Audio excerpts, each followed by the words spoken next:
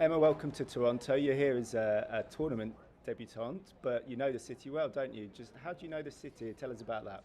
Yeah, it's great to be back in Toronto. I was actually born here, so it's going to be really nice for me to, visit around the places I used to be and live. And I think to play the tournament as well, it will be really, really nice. I mean, for sure, also to play it for the first time, so I'll have the experience of where everything is. I'm still kind of finding my way around right now, but yeah, I am looking forward to being in Toronto.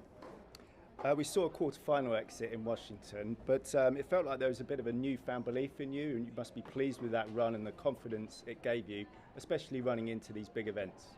Yeah, it's nice to get a couple matches, 3 matches, and get 2 wins. I had a really, really tough second round match, and it was like the longest 2-set match this year. So I definitely felt it the next day, and in those conditions, it was pretty brutal. So it is good to have that in the bank coming into this week. So it's just about recovering and getting back out there. Let's talk about pressure. It's a question you get asked a lot, especially since last year's big event at the US Open. Do you feel like you're coming to terms with all that and are growing as a person and using it in a positive way? Well, I think that from me and from my team, like the pressure is only either what I put on myself or what I expect from myself. I think that's the biggest probably thing that determines how you deal with it, how you feel. But also more of it is just like, I mean, I only feel the pressure or think about it whenever I'm in my press conferences, because every single question is about pressure. But other than that, so the only pressure is from you guys, really. That's fair enough. I'll remember that next time. You mentioned your team, and tell us about how it's gone with Tursunov. Just summarise that for us, please. Yeah, it was pretty good 3 weeks. We haven't discussed. We're going to talk this week and see about going forward the rest of the US swing. But yeah, it was obviously a positive 3 weeks, and nice to get a few wins last week as well. The draw gods haven't been too kind on you. It's Georgie, which is going to be tough.